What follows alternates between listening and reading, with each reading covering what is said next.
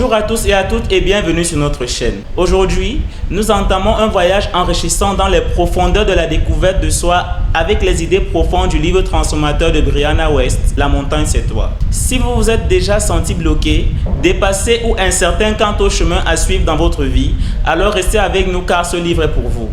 Mais avant de continuer, prenez quelques secondes afin de vous abonner à notre chaîne, likez la vidéo si vous ne l'aviez pas encore fait et n'oubliez pas d'activer la cloche de notification pour ne rien manquer de nos prochaines vidéos. Une fois que c'est fait, retrouvons-nous pour la suite.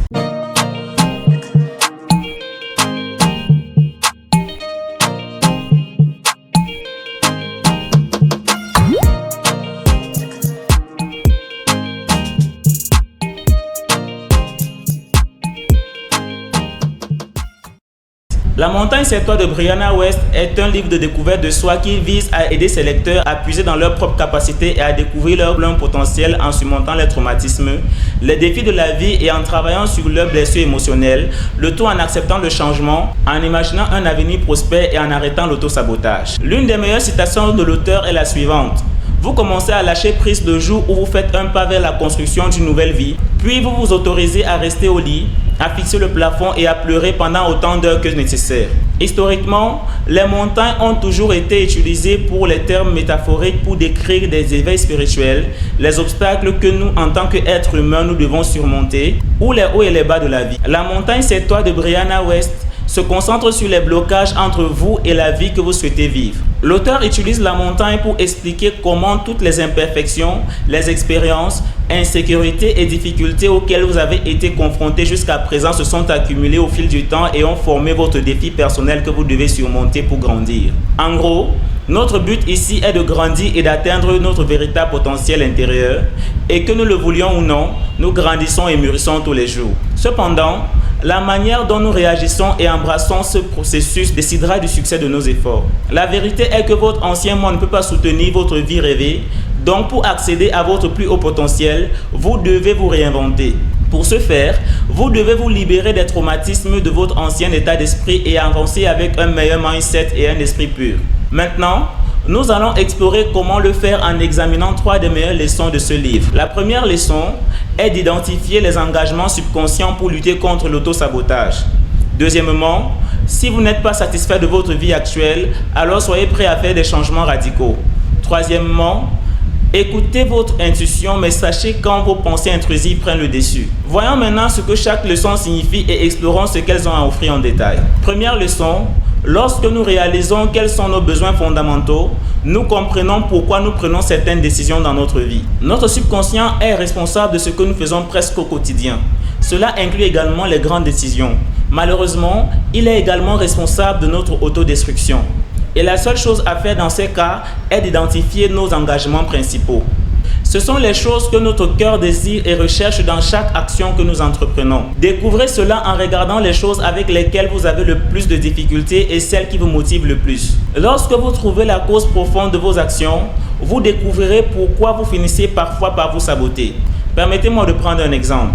Disons que vous êtes une personne qui au fond de vous désire être libre. Vous pouvez vous retrouver à saboter les opportunités de travail sans aucune raison apparente. Ou peut-être que votre engagement principal est de vous sentir désiré et recherché, mais vous finissez toujours par refuser de vous investir à fond dans vos relations parce que vous ne voulez pas que l'amour s'estompe. Peu importe ce à quoi vous êtes vraiment attaché, vous devez le reconnaître et activement travailler à le réaliser. Accordez vos actions avec vos désirs intérieurs et ce qui vous rendra heureux. Commencez par noter ce qui vous frustre, vous rend malheureux et en colère et vous saurez où se situe le problème. Ensuite, demandez-vous quelle est la leçon dans tout ce que j'ai traversé. Et enfin, construisez votre vie en faisant des choses qui répondent à la question « Est-ce que cela répond à mes besoins fondamentaux en ce moment ?» Leçon 2. Cherchez des opportunités risquées au lieu d'accepter des situations de vie confortables. En tant qu'être humain, nous sommes guidés par le confort.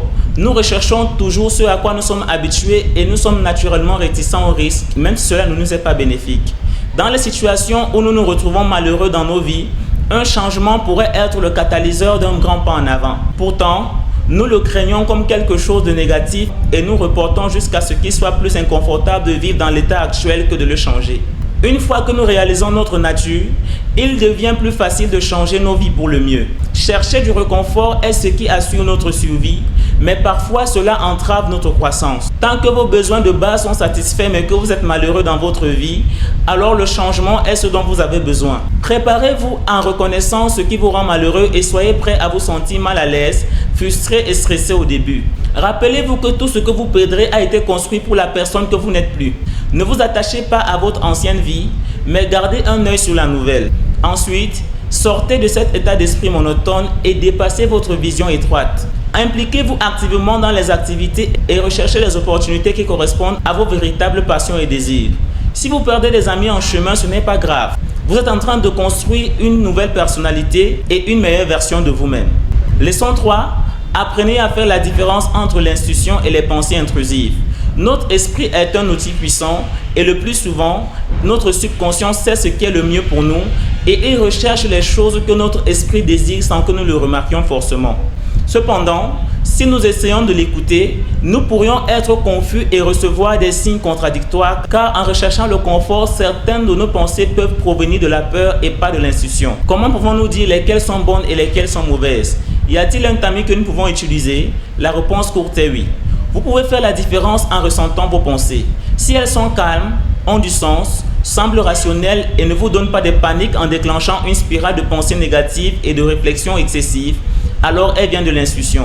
Mais si des problèmes supplémentaires se créent, restent coincés dans votre tête mais pas dans votre estomac, et que vous les sentez venir de votre version plus pauvre, la plus petite qui se sent effrayée et anxieuse, ce sont des pensées intrusives. Vous ne devez pas écouter celles-ci car elles ne vous mèneront nulle part. Comprendre ces pensées est un premier pas important pour prendre soin de vous-même et construire une meilleure version de vous. De plus, elles améliorent votre intelligence émotionnelle. Lorsque vous construisez une meilleure version de vous-même et travaillez à comprendre vos besoins essentiels, en accordant votre cerveau avec votre esprit et en dirigeant votre pensée pour coordonner vos pensées dans cette direction, votre vie changera pour le mieux. Ce sont toutes des étapes essentielles vers ton plus grand objectif. Merci d'avoir regardé cette vidéo et c'est tout pour le moment. Si tu l'as trouvé utile, like, abonne-toi et surtout garde le sourire.